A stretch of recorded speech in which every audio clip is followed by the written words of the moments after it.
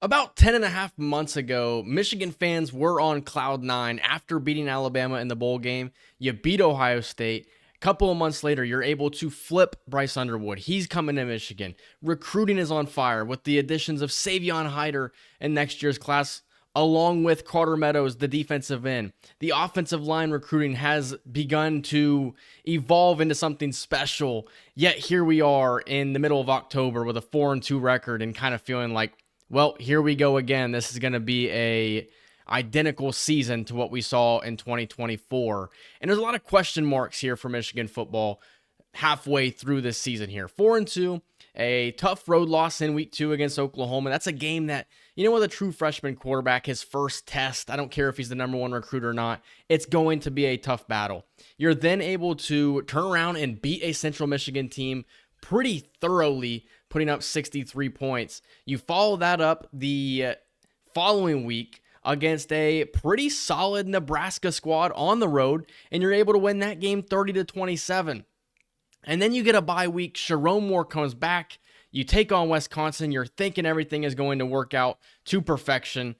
And yet you kind of played bad against Wisconsin. I mean, Underwood threw for 270 yards in that game, which is a career high. We saw a 100-yard receiver in Donovan McCulley, who has emerged as a clear number one in the offense, but only 24 points against a Wisconsin team that I think is really, really bad. And then you, of course, follow that one up with the one we just saw, and that was the road loss against USC 31-13. And, I don't really know how to feel about it. Do I think that we played terribly in that game offensively? I don't think so. I mean, Bryce Underwood still has some things he needs to work on, but overall, it kind of felt like we were in this game. The defense just did not look good, and USC was able to kind of do what they wanted in that game. So I kind of wanted to break it down here, more specifically the USC game. I haven't made a video since that loss against Oklahoma. Since then, we're 3-1, and the season is kind of at a breaking point right now. 6 games into the season, you're 4-2. I don't think that the season is over by any means. You have a tough Washington team next week that you're able to bounce back against. Hopefully, you can take on Damon Williams. They have a pretty solid offense. They put up points, and they are going to put them up in a hurry. So it's a huge test for Michigan following the loss against USC. A chance to regain your confidence going forward throughout this season, and especially here in the second half before that late showdown in the end of November against Ohio State. That game will be at home. But I want to get into this Michigan football team 6 games into the season, and I want to start with the offense because surprisingly, that's the group that I'm not really as concerned about at this point in the season. We'll start with Bryce Underwood, the quarterback. I think that he has the talent. When he gets outside of the pocket, he is a dynamic player. I'd like to see him tuck it and run here and there, but then again, if you're not getting designed quarterback run opportunities, Bryce Underwood's going to look to make a play, and he's going to do that outside of the pocket on the move and throw to a guy like McCulley or Andrew Marsh. I think Underwood at 18 years old, being a true freshman, I think he's in a really good spot. But there are a couple of things he needs to work on. I think throwing with a little bit more touch, it's been something that a lot of analysts have really started to notice, that he just throws with zip on the passes every single time, and sometimes it's not necessary. And you've seen receivers drop passes maybe because of this. Then again, I don't think it's an excuse to drop a pass, but you get what I'm saying. Another thing I think he needs to work on is he's got the happy feet in the pocket, and that's kind of something that he's going to have to work out, and that's just something he'll have to develop, is becoming more comfortable in the pocket, standing tall and stepping up. Instead, he kind of gets the happy feet. Luckily for Underwood, he is a dynamic player, so he's able to still make plays in those situations, but I'd like to see him be a little bit more poised in the pocket. I think he's got the potential. I think that 6 games into his young career, he's playing pretty good football. He's not turning the ball over as often as you would expect a true freshman. I think only 2 interceptions on the season. He does have a couple of fumbles, but I like where Bryce Underwood is at. And then moving to the running backs, I love where this running back room is with Justice Haynes and Jordan Marshall. Haynes, of course, leaving that game against USC with an injury. He does look to be healthy, though, for the Washington game. But I think it's a really good 1-2 punch. Justice Haynes is one of the best running backs in America. He's got the burst like no other. And I think that the running game is a pretty strong game plan for Michigan to lean on throughout the rest of this season. But with that, the offensive line has been a concern for me, and it's been a concern for the last 2 years. And it's really unfortunate seeing as how Sharon Moore is an offensive line guy himself. This should be the one position group on this roster that Sharon Moore has solid. Like, these are the guys that you want out there. We know they're going to dominate, and that has not been the case for the last 2 years. We have started to recruit the offensive line position a lot better, which is really good. Andrew Babalola, you got to think he'd probably be on the field if he wasn't injured this season. You also have Ty Haywood. I think he'll make an impact here a couple of years from now, and then this upcoming class next year has some playmakers on that offensive line as well.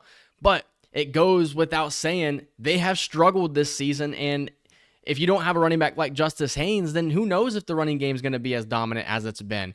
Bryce Underwood at times seems like he has no protection out there, and it has caused him to leave the pocket. Or maybe it's his, immaturity at the position that he doesn't really understand to step up in the pocket yet. But the offensive line has got to become more solid. You have to put a group of 5 out there that can dominate games, can be that boa constrictor, as Joel Klatt loves to say.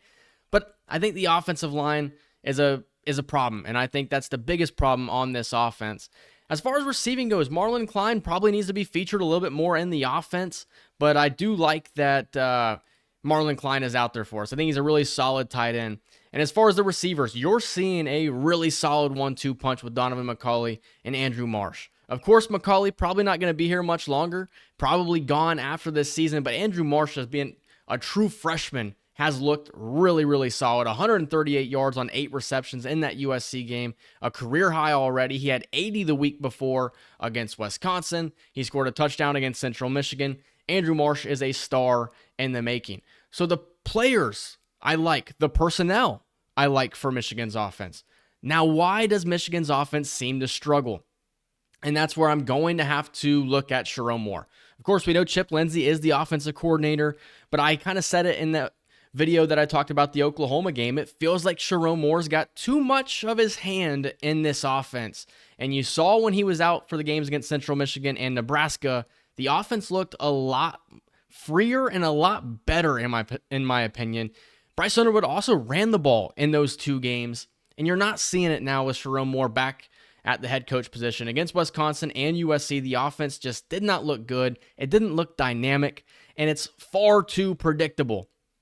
If you ask me, a problem with this offensive play calling, there is no drop back passing game for Bryce Underwood. He is only getting the opportunity on the move. There is no drop back passing game with a 5-step drop, with the receivers out there running more intricate routes, because I think they're able to do it. Donovan McCauley and Andrew Marsh are good receivers, and I think they're able to run those routes. But the play calling has just been very vanilla.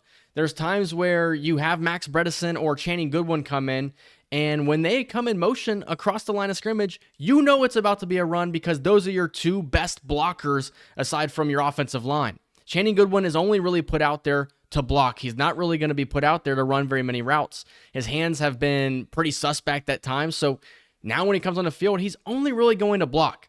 Samaj Morgan, I think, is dynamic, but he has not gotten better since his true freshman season, yet he continues to see the field, and he continues to see the football go into his hands in the same kind of play calling. The play calling is not dynamic. It's very predictable. And me as a fan, when I watch games, and I know exactly what Michigan is about to run, can you imagine what the defensive coordinators across the field are thinking when they see Michigan show these looks? They know exactly what's coming, and that's why they have not been able to put up the yardage or put up the points against opponents this season and last season. The offense has to get better. Sharon Moore has to take his hands out of the offense and allow Chip Lindsey to do what he wants to do, and maybe have a little bit of faith in your 5-star quarterback. So that's my gripe and complain with the offense. I think it's got potential, but there's a lot of things that have to change as far as the coaching standpoint. Like I said, I like the personnel. I don't like the coaching. And then moving over to the defensive side of the ball, that was atrocious against USC. Nearly 500 yards allowed. It is not good at all. When I think back to the 2023 season, it was the no-name defense out there, and it really was 20 to 25 guys that could rotate in and play at a really high level. Nobody was necessarily elite. That was before Mason Graham and Kenneth Grant had become like elite, in my opinion. Mikey Sainer still was pretty good. Will Johnson was still young. So it was a really solid defense, and they had depth. We don't necessarily have that depth this season, yet Sharon Moore and Wink Martindale seem to think we do. and we just don't. There is no reason that Jason Barham should not be on the field for, let's say, I'm not going to say 100% because sometimes you need a playoff here or there, but 95% of snaps, Jason Barham should be out there. It is frustrating to see him off the field for what seems like an entire series, and teams can just move up the field because nobody else on this defense can generate any sort of pass rush. The interior defensive line is really solid in the run, in my opinion, but it is not good at getting to the quarterback. Neither are our edge rushers. TJ Guy has been a major flop for us. Derek Moore is playing at a very low level as well. If it's not Jason Barham, then nobody's getting to the quarterback. And that's why you've seen Michigan have to blitz our Mike linebackers. Ernest Hausman is on a blitz what feels like every other play, along with Jimmy Rolder, who also looks slow. Cole Sullivan probably needs to be on the field more than both of them at this point in the season, but Sharon Moore, we can kind of get into it at a different time. I don't want to say things that I'm going to regret later, but Sharon Moore seems to play players that don't necessarily need to be on the field. We saw it with Donovan Edwards last year when Khalil Mullins was the very clear number one running back out there, yet Donovan Edwards got a lot of carries.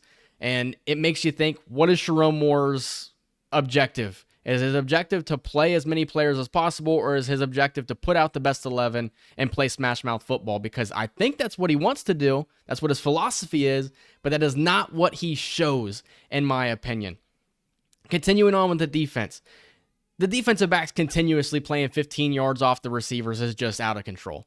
There's no reason that they should continue to do that and allow guys like Mekhi Lemon and Jacoby Lane just run 10-yard curls and have plenty of space, or run screens because your defensive backs are 15 yards away from the line of scrimmage. That's what we saw against USC. We also saw USC continuously attack the seams, and Michigan was unable to do anything to stop it defensively. Wink Martindale is maybe just a little bit stubborn, in my opinion. I like Wink Martindale, but he's running on thin ice at this point in his Michigan tenure because he is just stubborn. He refuses to change much. And I think that's what's gotten us burnt twice this season now against Oklahoma and USC. The last thing I'll say is the tackling for Michigan has been really weak. Along with the discipline, in my opinion, they're a lot more penalized than they were under Jim Harbaugh. And I know right now this kind of just feels like a Sharon Moore bash session. But when I look at this Michigan roster, I like it. I like this roster. You have guys that I'm super excited to watch. You have young receivers. You have a young receiver in Andrew Marsh. You have Justice Haynes and Jordan Marshall, Bryce Underwood. You have young guys on the offensive line. They're going to be coming up here in a couple of years. And then defensively, you have dynamic players like Jason Barham. I think TJ Metcalf is also a really dynamic player. You have Brandon Hillman, who knocks people's heads off. A lot of this team I really like. I do kind of feel like at this point in Sharon Moore's tenure as the head coach, the coaching staff is what is holding this team back. That's now 7 losses for Sharon Moore as a head coach. Every single one of those games, we were trailing at the half. He's 0-7 when trailing at the half. And at this point, it kind of feels like if we're losing at halftime, we're going to lose the game. And I don't know how to regain confidence as a fan without seeing it with my own eyes that Michigan is able to regain confidence in that locker room. Sharon Moore, it's kind of a make it or break it second half here. If you go out there and you go 6-0 and you beat Ohio State again and you finish this season 10-2, or heck, you even go out there and you lose to Washington, for example, but you go out and beat Ohio State, go 9-3, there's a lot of positives to look forward to next season. But you go out here and you lose to Washington, you lose to Michigan State, you lose on the road against Maryland potentially, you lose at home against Ohio State after you beat them 4 straight seasons. I think it may spell the end of Sharon Moore's time at Michigan.